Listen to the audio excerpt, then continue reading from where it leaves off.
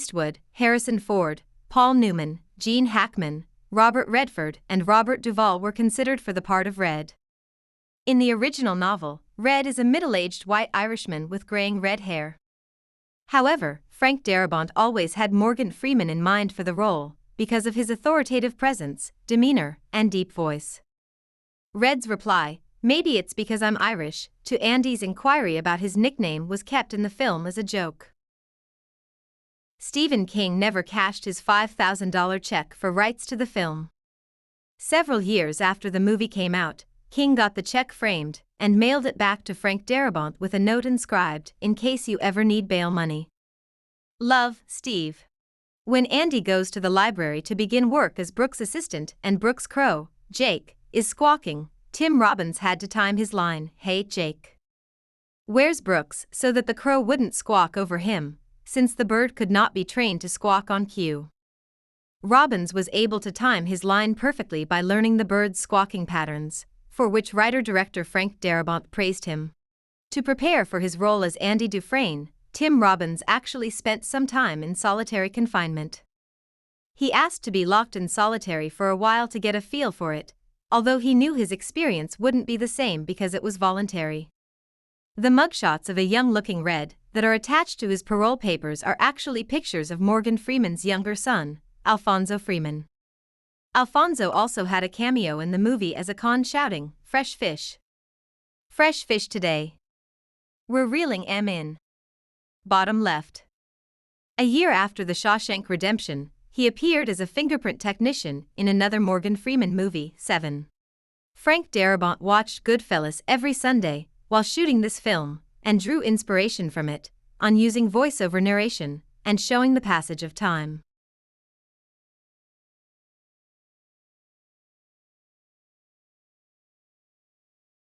The film's initial gross of $18 million could not even cover the cost of its production.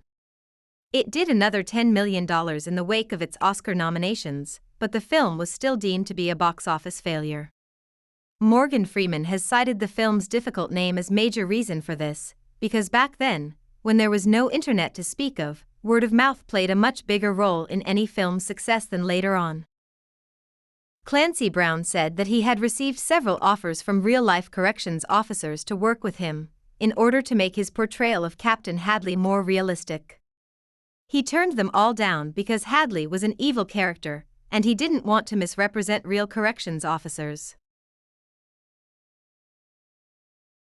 Despite being widely considered as one of the greatest movies of all time, it didn't receive a single Oscar win, though it was nominated for 7, including Best Picture.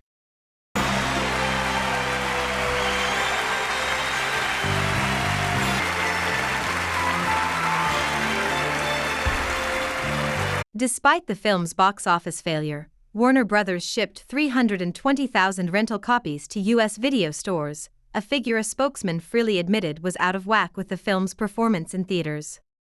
The film became the most rented video of 1995, and one of the highest-grossing video rentals of all time.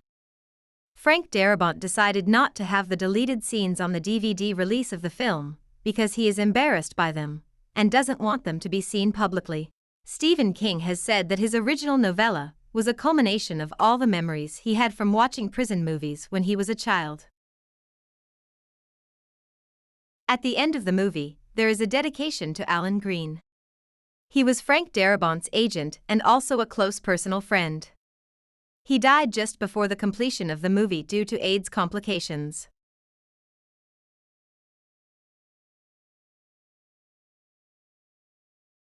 Raquel Welch, whose 1 Million Years poster plays a significant role in the film, is a big fan of this movie.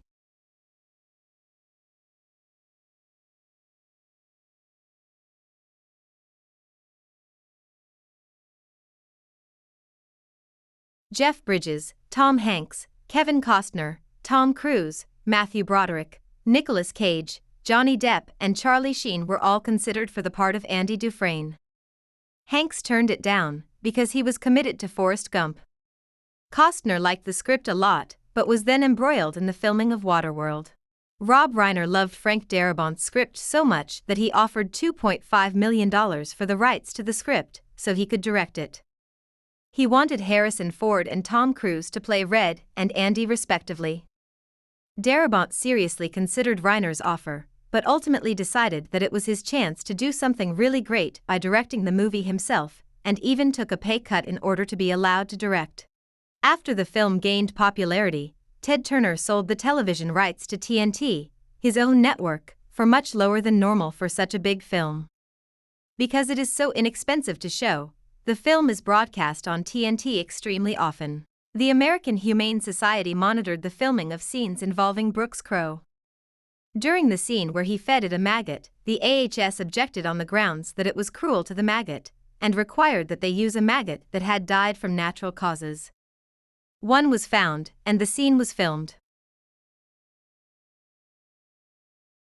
The role of Tommy Williams was intended for Brad Pitt, who instead played the lead role in Interview with the Vampire the same year.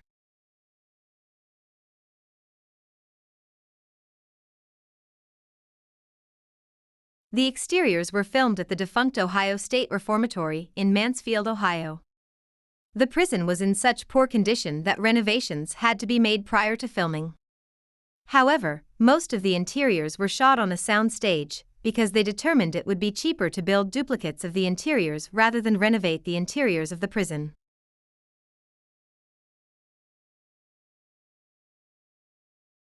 The prison that played Shawshank, the Ohio State Reformatory, now serves as a museum. Because it was scheduled for demolition at the time of filming, several set pieces remain intact in the prison, including the tunnel Andy crawled through, and the warden's office. There are only 2 women with speaking roles in the film: the customer who complains about Brooks' service at the grocery store, and the lady who attends to Andy at the bank following his escape.